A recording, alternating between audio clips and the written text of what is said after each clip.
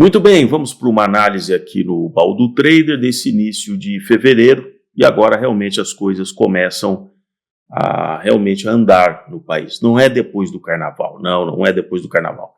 É após a magnânima posse dos novos presidentes do Senado e da Câmara, com toda aquela pompa e circunstância, e a partir de hoje, da data que eu gravo esse vídeo, também de todo aquele pessoal, realmente o judiciário mais caro do mundo, em percentual do PIB, fazendo aqueles discursos, né, que nós já conhecemos, né? Então, vamos aqui primeiro com a análise do Ibovespa. Eu coloquei aqui nesse gráfico as barras agora em colunas verticais que representam uma semana, né? Cada barrinha eu mudei a escala para semanal, porque eu já estou observando esse comportamento desde aqui. Esse gráfico vem desde o início de 2023, e a partir aqui de outubro de 23, quando há aquele grande rally que propiciou, inclusive, para todas aquelas notícias alvissareiras, a hora de tomar risco. Quem acompanha o canal sabe do que eu estou falando. E aí ele entra realmente num desenvolvimento lateral aqui, no início de 2024, tem um mergulho, uma forte recuperação, até que todo aquele besteirol começa a ser falado ali, a partir de agosto, que eu já comentei em outros vídeos aqui. Então, a situação internacional também ela só foi piorando, não foi melhorando. Então, a nossa fragilidade ela só foi aumentando. Se nós tivéssemos feito a lição de casa, tivéssemos uma situação fiscal equilibrada, nós teríamos hoje uma gordura para queimar, mas não temos. E provavelmente nós vamos agora corroer até os músculos, né? Aí nós temos todo aquele canal de baixa que eu comentava com vocês até o final do ano. Não houve ralizinho de alta, Pelo contrário, se aprofundou o besteirol em dezembro, né? O dólar foi lá acima de 6. Tudo em função do cenário político de total, vou voltar aqui um pouco, de total não... percepção da realidade. Então não adianta negar, não adianta você empurrar os números para ficar dentro do tal do arcabouço. Vocês viram, saiu aí o déficit no ano, 47 bilhões. Não adianta você jogar para debaixo a poeira, para debaixo do tapete. Ah não, mas aí vai aparecer o secretário lá do Tesouro e da Receita, todo mundo dizendo, não, mas cumprimos o arcabouço. Você pode ter dito o que você quiser. A dívida aumentou em 47 bilhões no ano, né? Fora todo o juro que você pagou, tudo que você arrecadou, você ainda gastou mais 47 bilhões. Né? E isso vai fazer preço agora. Por isso que as taxas futuras elas continuam num patamar bastante elevado. Porque quem realmente vai emprestar o dinheiro para o governo, todo dia tem leilão. Quem vai emprestar o dinheiro para o governo, ele não vai usar o tal do arcabouço. Ai não, deu só 0,1. Não, ele faz conta. Ele realmente, tem muita gente, tem muito economista competente que trabalha ali para fazer realmente a conta e pode dizer, não. Realmente o número é muito pior. Agora você pode ficar, né, repetindo, né, negando a realidade. Você vai dizer que o Correio não deu prejuízo, que o rombo de 9 e tantos bilhões das estatais também é investimento, né? Nunca na história desse país a gente investiu tanto. Né? Então, mas o mercado faz uma outra conta, ele não vai entrar nessa, né?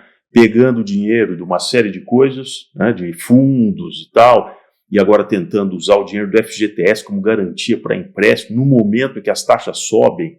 As pessoas deveriam diminuir o endividamento, não, você vai empurrar a pessoa, vai dar mais veneno para as pessoas. Então, ridículo. Então, eu coloquei aqui então o gráfico em termos semanais, porque me parece que ele, pelo menos nesse momento, nós estamos falando, ele abandona aquele movimento de correção para baixo e ele entra num canal lateral, que ainda não dá para saber, eu coloquei aqui no macro, em termos semanais, essas barras pegando um patamar que já houve ali, de, vamos dizer, 134 mil e tantos pontos, e vamos dizer alguma coisa aqui em 119, desculpa, 119, estou arredondando. Então, em termos de grandes movimentos, nós ficamos oscilando dentro disso, ou seja, a Bolsa não foi para lugar nenhum. Talvez agora ela desenvolva por alguns meses um canal lateral. Não há motivos reais nesse momento para haver um rompimento desse patamar abaixo dos 120 mil pontos, mas também não vai ter energia para continuar subindo. Essa é a minha impressão. Até que surjam as notícias de primeiro trimestre. Quando realmente apareceu o primeiro trimestre, nós temos aí o CAGED de primeiro trimestre, né, acumulado no primeiro trimestre. Será que haverá a recuperação tradicional que acontece ali entre março e abril? E a inflação? As estimativas de inflação hoje já estão mais para 6 de IPCA no ano do que para 5. O Focus está corrigindo isso de semana para semana. Isso vai pressionar realmente o Banco Central, que na reunião de março ele tem que se posicionar. Ele não deixou forward guidance para a reunião de maio. Ele diz que, além da alta prevista para março, não há um topo definido, então ele deixou isso em aberto, mas talvez em março, para acalmar o mercado, ele vai ter que dizer que, olha, a gente vai subir mais 100 pontos, 100 basis points, também na reunião de maio.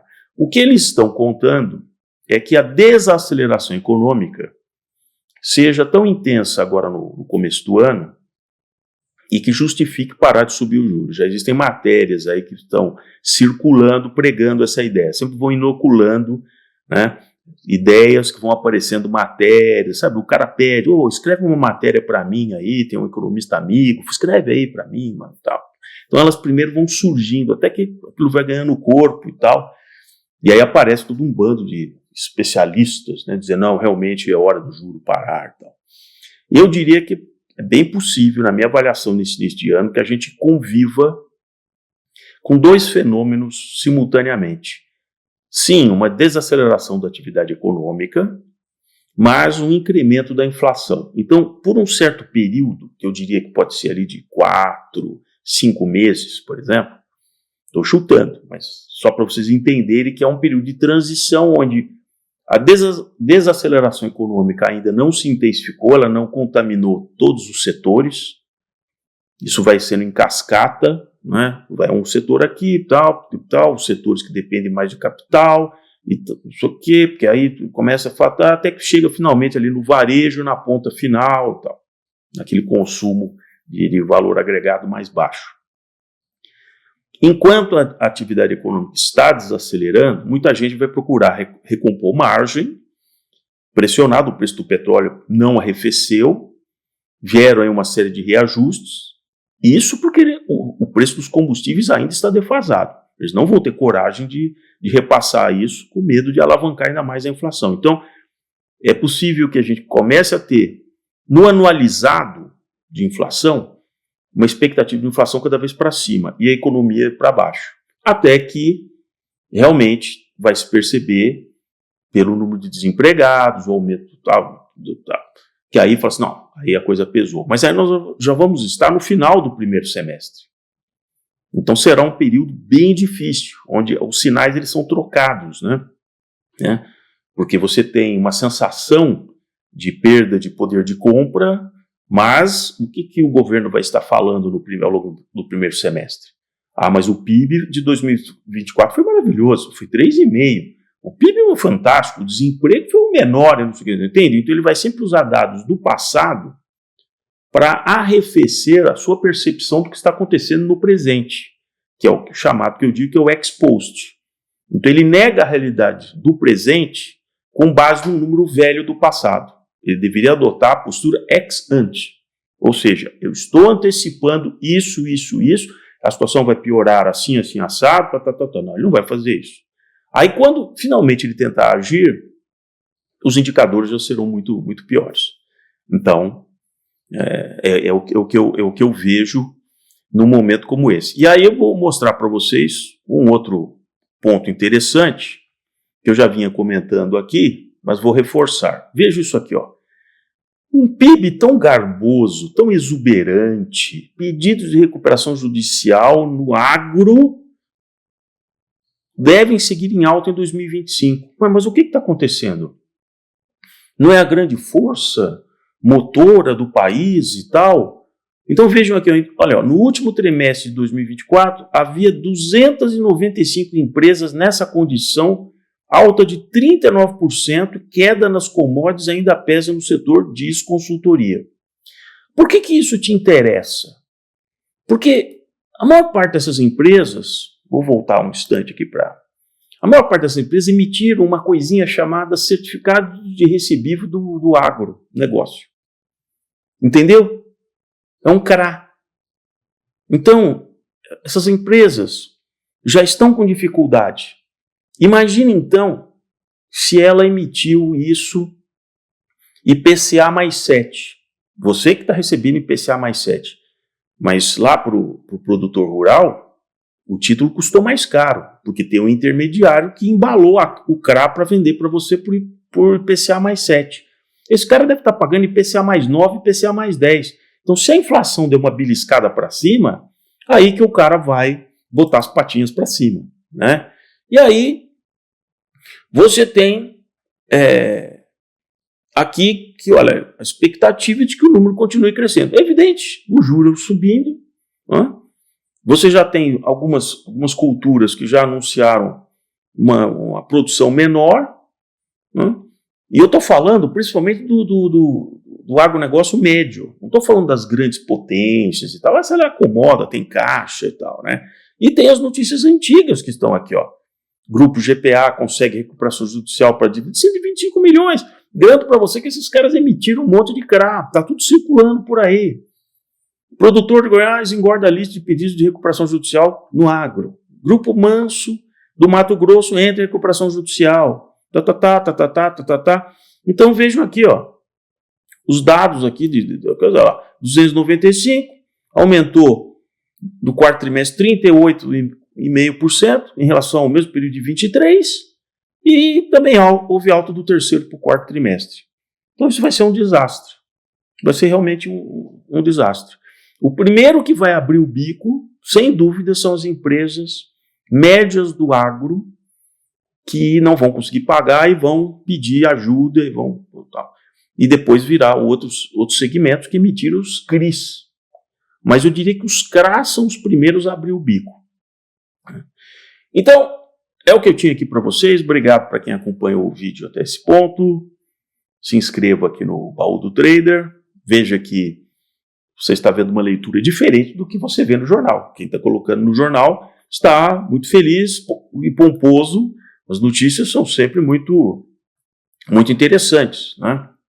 E aí eu vou gravar aqui para os membros uns outros comentários de alguns outros cuidados adicionais que se deve ter no radar. Tá bom? Grande abraço.